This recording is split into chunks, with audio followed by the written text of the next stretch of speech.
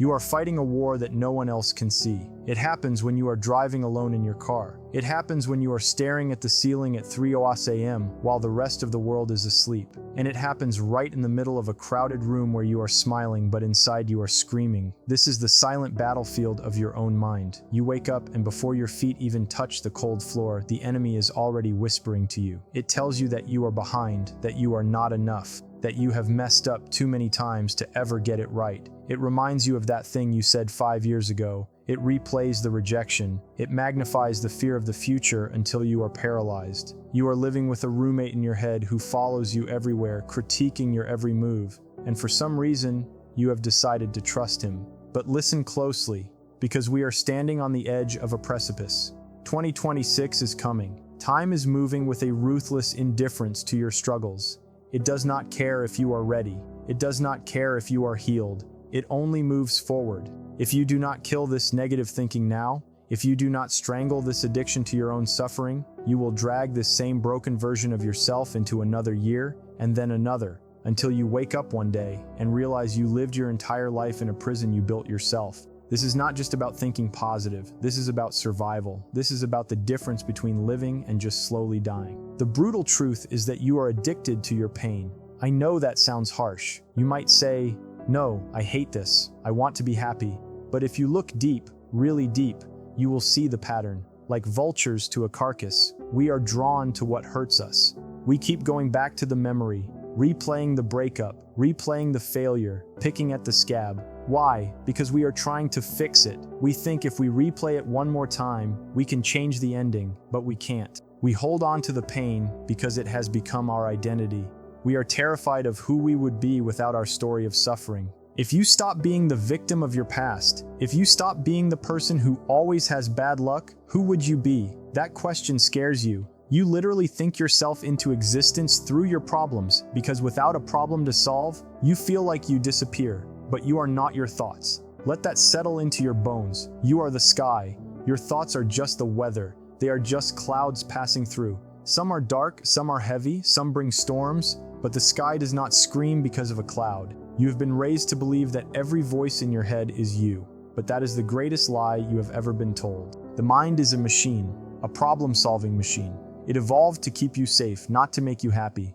In the wild, if you saw a wolf, your brain said run, and you lived. But today, there are no wolves. So your brain, this ancient survival mechanism, scans your life for threats. It looks at an email from your boss and screams danger. It looks at a weird look from a stranger and screams rejection.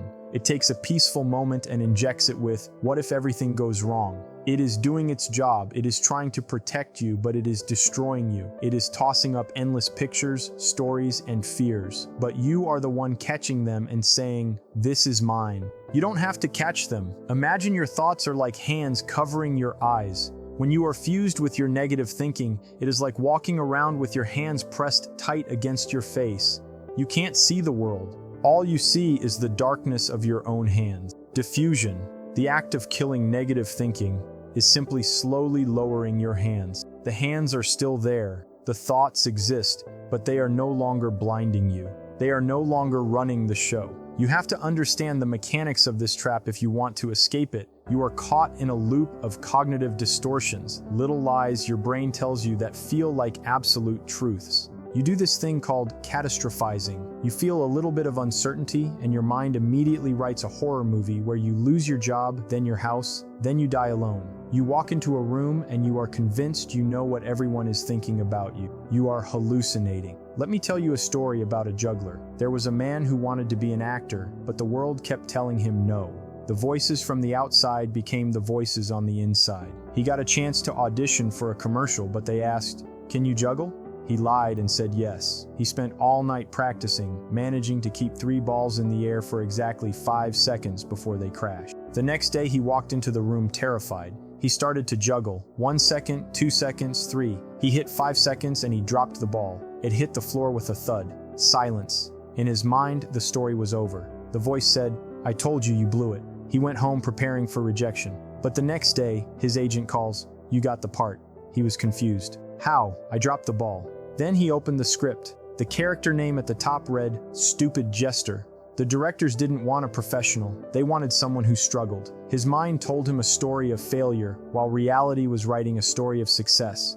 How many times have you dropped the ball and convinced yourself it was the end when it was actually exactly what was needed? This is the Stoic law. It is not events that disturb us, but our judgment of them. The ball dropping is just gravity.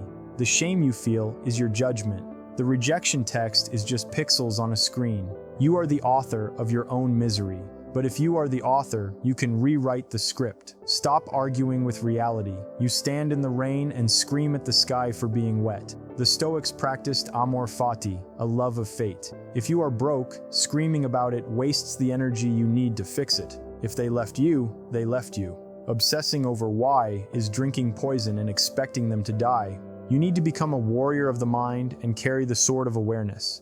Most of you are living on autopilot, letting any thought walk into your house with muddy shoes. Start checking IDs at the door. When a thought says you're a loser, ask, is that true? Where's the evidence? Imagine you are holding a clipboard in front of your face. This clipboard represents all your pain and trauma. You are pushing it away, wrestling with it. But as long as you are wrestling, you can't hug your kids or drive the car. The paradox is that what you resist persists. The solution is not to fight, but to put the clipboard down on your lap. Name it to tame it. I am having the thought that I am a failure. You have created space. In that space, you find freedom. We are moving from being a victim of our biology to being the master of our psychology. But your environment is feeding this beast. You are the average of the 5 people you spend the most time with. If those people are negative, you don't stand a chance. Audit your life. Unfollow the trash on social media. Your mind is a garden. If you don't plant flowers, weeds will grow automatically. Negativity is the default setting of an untrained mind. To kill the negative thinking, you have to plant the positive through aggressive, intentional planting. Nature abhors a vacuum. You have to decide that 2026 will not find you in the same pit. The pain of discipline is far less than the pain of regret. Drop the need to be perfect. Perfectionism is just fear in fancy shoes. It's a shield you carry because you think if you are perfect, you won't get hurt. But it is heavy and it is crushing you. You don't need to be perfect. You just need to be present. The horror story in your head is a lie. You need daily mental hygiene. Wash your mind every day to wash off the negativity. Clean pain is natural. Dirty pain is the story you tell yourself about the pain. I want to give you a weapon. Imagine a courtroom where you are the defendant. The prosecutor is your negative mind, and he has a thick file on your failures. He screams that you are a loser. You need to hire a defense attorney. When the prosecutor screams, "You will fail," your defense attorney stands up and says, "Objection, where is the evidence?" Cross-examine your own brain. It says you always fail? What about that time you handled the crisis last year? What about the fact that you are still standing? The prosecutor is using all or nothing thinking. He is lying. Stop the double standard. You are so kind to others and so cruel to yourself. Would you say to a crying friend, "Yeah, you are an idiot, you should give up"? No, you would offer compassion. Talk to yourself with the same voice you use for those you love. If the answer to, "Would I say this to a friend?" is no, then you are not allowed to say it to yourself. Period. Perfectionism is just insecurity with a fancy paint job. Visualize a pie chart of your self-worth. If 90% of the pie is determined by your job, then one bad day at work destroys your entire being. Diversify the pie. Slices for friendship, creativity, and health. We must talk about the feared fantasy. You spend so much time running from the worst-case scenario that you live in a state of low-grade terror. Stoicism gives us premeditatio malorum, the premeditation of evils. Instead of running, turn around and look the monster in the eye. Imagine the thing you are most afraid of is actually happening. Visualize it in high definition. Then ask, if this happened, could I cope? The answer is almost always yes, you would survive. The fear of the event is 100 times worse than the event itself. When you expose yourself to the fear, the monster shrinks into a shadow on the wall. Action must come before motivation. Motivation is not a bus that is coming to pick you up. It is the dust you kick up when you start running. You are stuck in a cycle of, "I feel bad, so I do nothing." Break it with behavioral activation. Schedule tiny sparks of pleasure or mastery, even if it's just making the bed. You are proving to your nervous system that you are still in control. Use the anti-procrastination sheet. Predict the difficulty and satisfaction of a task. Usually, the reality is much easier than your mind claimed. Comfort is the cage. Break the bars by doing what you are afraid to do. Clean house. You cannot heal in the same environment that made you sick. Guard the gates of your mind. If an account makes you feel less than, unfollow. Stop identifying with your past. You are dragging a corpse around. The sunk cost fallacy tells you that because you've spent 10 years in pain, you can't change now. That is a lie. Use time projection. Imagine yourself 5 years from now if you don't change. Look at the regret in that version's eyes. Now imagine the version who did the work. That person is waiting for. Forgive yourself for the time you wasted. Regret is a blame game, a way of punishing yourself in the hope that suffering will pay off the debt. But the debt is paid. Punishing yourself further is just ego. Put the clipboard down, stop wrestling, and look at the world. A decision means to cut off. Cut off the alternative of being a victim. This requires mental fitness. You floss out the negative thoughts before they cause decay. Stand guard. If a thought is a lie or a distortion, turn it away. 2026 demands that you drop the invisible chains of the word should. I should be further ahead. I should be happy. Should is a refusal to accept reality. It is a gap between where you are and where you think you should be, and that gap is where misery lives. Replace I should with I would prefer. The pressure lifts, the shame evaporates. Stop the mind-reading trap. People aren't thinking about you. They are worried about their own bills and clothes. Engage in a shame-attacking exercise. Intentionally look foolish in public to realize the world doesn't end. Invincibility comes from judging yourself and finding yourself worthy. Is your anxiety a smokescreen? Sometimes you worry about the future because you don't want to feel the grief of the past. Anxiety is the noise you make to drown out the silence. Turn around and face the hidden emotion. Feel it so you can heal it. Your brain is clay, not concrete. Neuroplasticity is the biology of your redemption. Every time you choose a new thought, you are physically altering the structure of your gray matter. You are carving a highway to peace.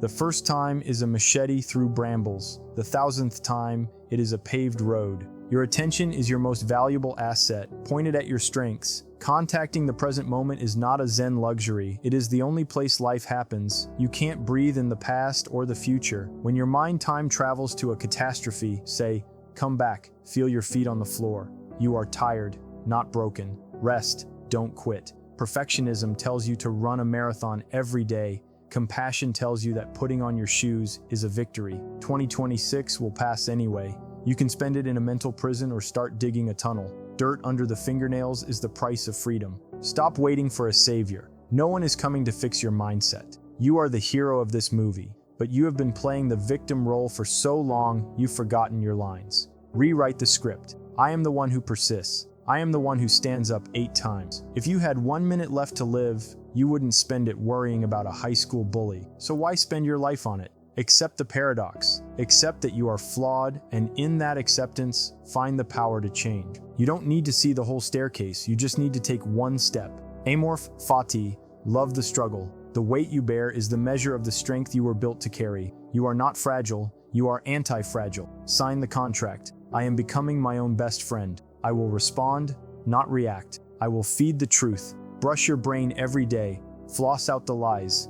The old you served their purpose, but you are not small anymore. Let them rest. You are standing at a crossroads. One path leads to the same old pain. The other leads into the unknown, which is the only place where life exists. Turn the key. Open the door. Step through. The ground doesn't magically become flat, and the mountains are still there, but you have stopped carrying the mountain and started climbing it.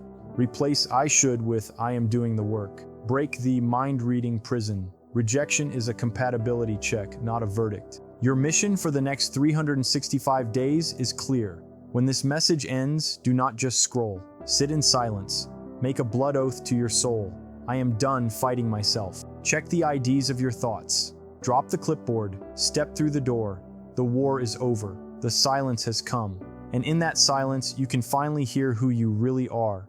You are the sky. You are the infinite capacity to begin again. 2026 is yours. Go take it.